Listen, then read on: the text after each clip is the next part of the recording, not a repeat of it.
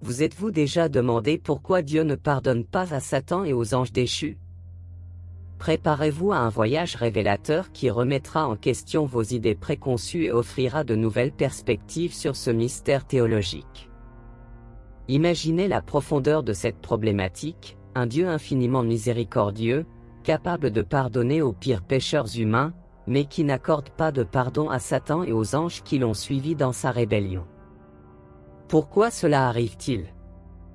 Pour comprendre ce mystère, il faut remonter au début des temps, lorsque Lucifer, un ange de lumière, se transforma en Satan. Lucifer n'était pas n'importe quel ange, il occupait une position élevée au ciel, une proximité avec Dieu que peu de gens pouvaient atteindre. Cependant, la fierté s'empare de son cœur.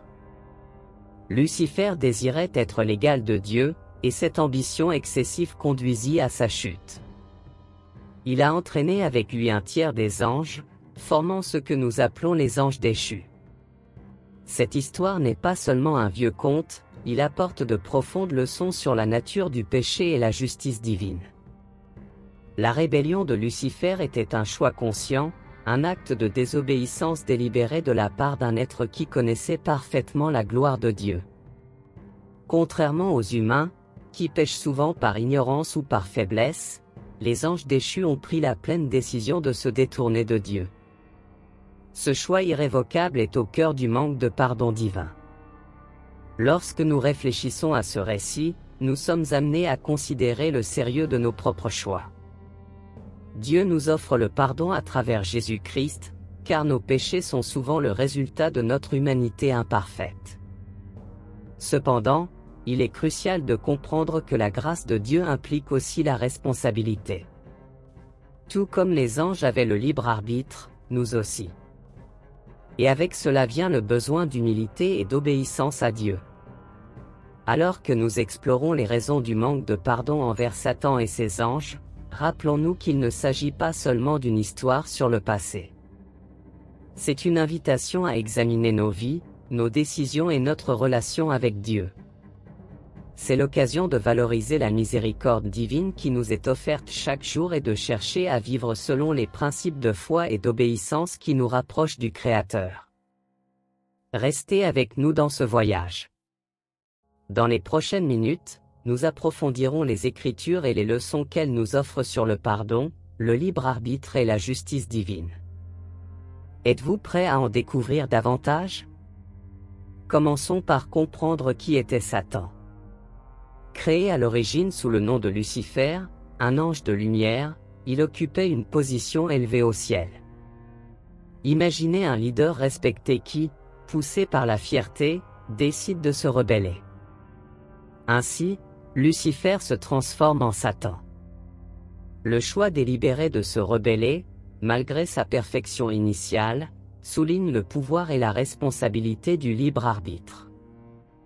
Lucifer n'était pas qu'un ange ordinaire, il a été créé avec une beauté et une sagesse sans précédent. Dans Ézéchiel chapitre 28, verset 12, nous lisons « Tu étais le sceau de la perfection, plein de sagesse et parfait en beauté ». Sa position était privilégiée et il avait un accès direct au trône de Dieu.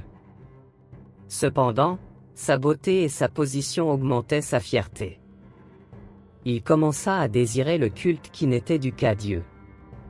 Dans Isaïe chapitre 14, versets 12 à 14, nous trouvons la déclaration de son intention « Je monterai au ciel, j'élèverai mon trône au-dessus des étoiles de Dieu. Je serai comme le Très-Haut. » Cette ambition excessive et cette tentative d'usurper la position de Dieu marquèrent le début de sa chute. La fierté a été le catalyseur. L'apôtre Paul, dans sa première lettre à Timothée, met en garde contre l'orgueil lors du choix des dirigeants de l'Église, se rappelant que l'orgueil conduisait à la condamnation du diable, 1 Timothée chapitre 3, verset 6. Lucifer, devenu Satan, entraîna avec lui un tiers des anges, comme le décrit Apocalypse chapitre 12, verset 4, sa queue prit le tiers des étoiles du ciel et les jeta sur la terre. Ces anges, appelés anges déchus ou démons, ont suivi Satan dans sa rébellion et, comme lui, ont perdu leur position au ciel. Cet événement n'était pas une simple erreur, mais un choix conscient et définitif.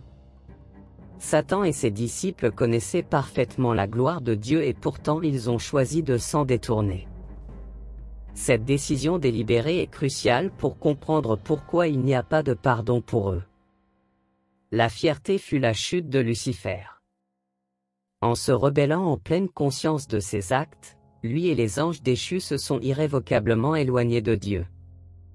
Contrairement aux humains, qui pêchent par ignorance ou par faiblesse, les anges déchus ont fait un choix conscient et définitif, rendant le repentir impossible.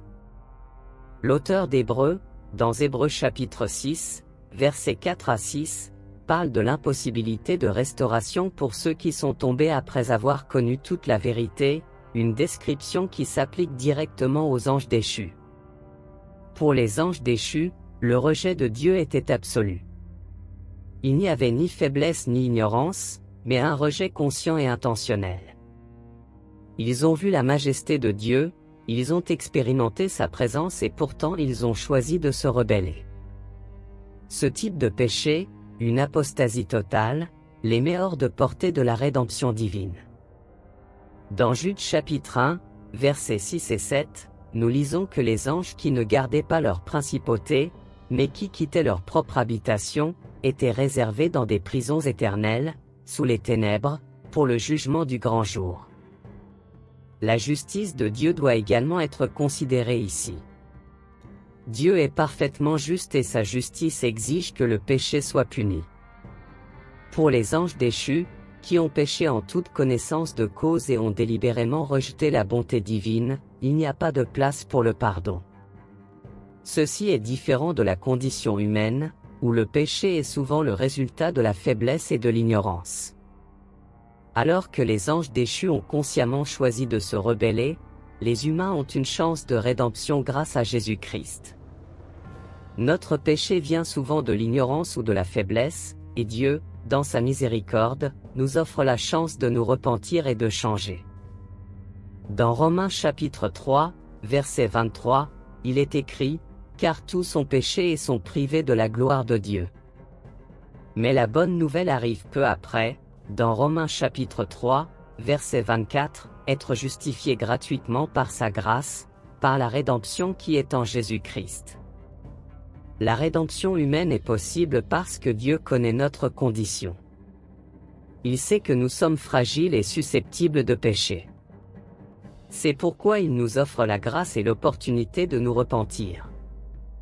Grâce au sacrifice de Jésus-Christ, qui a payé le prix de nos péchés, nous avons la possibilité d'être pardonnés et réconciliés avec Dieu. Dans 1 Jean chapitre 1, verset 9, nous lisons, « Si nous confessons nos péchés, il est fidèle et juste pour nous les pardonner et pour nous purifier de toute iniquité. » Cette différence cruciale entre la condition des anges déchus et la condition humaine souligne la grandeur de la grâce de Dieu envers nous. Nous sommes appelés à chérir cette opportunité unique de rédemption et à vivre d'une manière qui honore la miséricorde et l'amour de Dieu. Nous avons la possibilité de nous repentir et de nous transformer, ce que n'ont pas les anges déchus, dans leur ultime rébellion. Aujourd'hui, nous explorons pourquoi Dieu ne pardonne pas à Satan et aux anges déchus. Leurs choix conscients et définitifs les ont séparés à jamais de Dieu, contrairement à nous qui avons la possibilité de la rédemption. Puisse ce message nous inspirer à valoriser nos choix et à toujours rechercher l'humilité et l'obéissance à Dieu. Lorsque nous comprenons la gravité du péché et la merveille de la rédemption offerte par Jésus, nous sommes invités à une vie de dévotion et de gratitude. Seigneur, nous te remercions pour ta miséricorde et ta grâce. Cela nous aide à comprendre l'importance de nos choix et à vivre avec humilité et obéissance. Puissions-nous apprendre de l'histoire des anges déchus et toujours rechercher ta lumière. Amen. Si vous avez trouvé ce contenu utile, abonnez-vous à notre chaîne pour ne pas manquer nos prochaines vidéos. Ensemble, nous pouvons approfondir notre foi et élargir notre compréhension. Merci d'avoir regardé. Que Dieu vous bénisse.